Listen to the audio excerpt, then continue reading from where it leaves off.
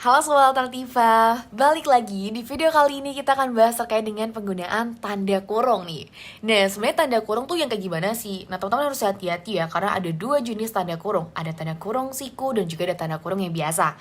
Nah, kalau kita bahas di sini adalah tanda kurung yang dia itu proporsinya nggak cembung ya, kayak gitu.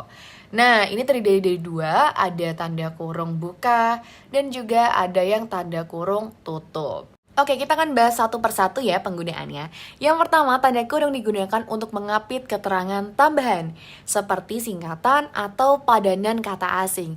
Misalnya di sini, mahasiswa Fakultas Hukum disarankan membaca Kitab Undang-Undang Hukum Pidana (KUHP) baru ya. Di sini KUHP itu adalah singkatan dari Kitab Undang-Undang Hukum Pidana, maka ditulis menggunakan huruf kapital dan dia dikurungi ya teman-teman ya.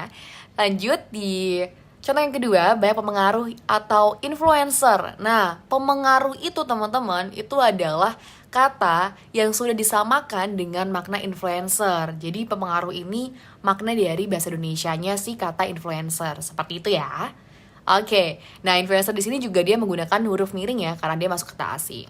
Di aturan yang kedua, tanda kurung digunakan untuk mengapit keterangan atau penjelasan yang bukan bagian utama kalimat. Misalnya, puisi Tranggono yang berjudul Ubud. Nah, Ubud itu adalah nama tempat yang terkenal di Bali.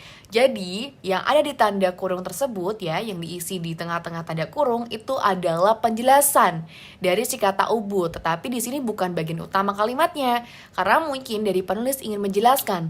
Mungkin beberapa pembaca belum tahu nih Ubud itu apa. Sama seperti contoh yang kedua, keterangan itu lihat tabel 12. Jadi ini untuk merujuk si pembaca agar tahu mana sih informasi yang ditujuk. Oke, nah di aturan yang ketiga, tanda kurung digunakan untuk mengapit kata yang keberadaannya di dalam teks dapat dimunculkan atau dihilangkan. Misalnya, pesepak bola kenamaan itu berasal dari Medan. Nah, kota ini bisa dimunculkan atau dihilangkan karena pada dasarnya orang mungkin sudah tahu Medan itu adalah suatu kota juga kayak gitu. Nah, contoh yang kedua, dia berangkat ke kantor dengan bus Trans Jogja. Nah, Trans Jogja ini juga sudah mengarahnya ke kendaraan yakni bus ya teman-teman ya, tetapi dia bisa dihilangkan maupun tidak dihilangkan juga tidak apa-apa atau dimunculkan saja seperti itu ya, jadi saling menggantikan saja sebenarnya.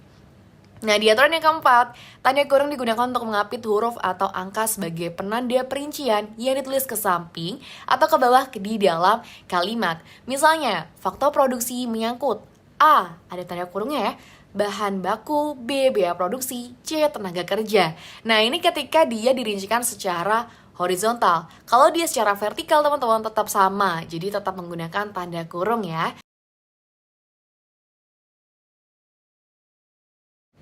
Oke, selanjutnya kita latihan soal ya, teman-teman. Jadi seperti biasa, teman-teman di pause lebih dahulu videonya, lalu difikirkan mana nih kalimat yang menggunakan tanda baca yang benar. Oke, kalau udah, mari kita langsung bahas ya. Di kalimat pertama, materi logaritma ini penjelasannya ada di bab 2. Lihat 8:20-28, perlu dipelajari. Nah, teman-teman ini salah ya. Kenapa salah? Ada yang tahu? Nah, betul banget. Jadi di bagian tanda kurung siku sama tanda kurungnya, ini kebalik ya teman-teman ya. Harus ingat, ketika penggunaan tanda kurung juga kurung siku, itu digunakan terlebih dahulu tanda kurungnya. Baru setelah memang ada hal yang ingin dirincikan lagi secara lebih spesifik, maka menggunakan tanda kurung siku ya. Jadi ini kebalik saja. Oke, di kalimat kedua, anak itu tidak memiliki kartu tanda penduduk atau KTP. Nah, ini sudah tepat banget ya teman-teman ya. Jadi tanda kurung digunakan untuk mengapit singkatan nih teman-teman. Oke, di kalimat selanjutnya, temannya berasal dari Surabaya. Nah, kata kota di sini kan kata yang dapat dimunculkan atau dihilangkan. Ini salah ya teman-teman ketika dia menggunakan tanda kurung siku. Seharusnya dia menggunakan tanda kurung yang biasa, yang agak cembung seperti itu ya. Jadi penggunaannya seperti ini yang benar. Selanjutnya di kalimat Sang Sapurda mendengar bunyi gemericik. Nah, ini ada kata mendengar yang dimana kata D-nya itu dia dimasukkan nih teman-teman. Nah, ini salah ya teman-teman ya. Seharusnya untuk dia membenahi atau ingin menambahkan suatu kata itu menggunakan tanda kurung siku ya, yang dia lebih jenjang nih teman-teman. Gitu. Oke.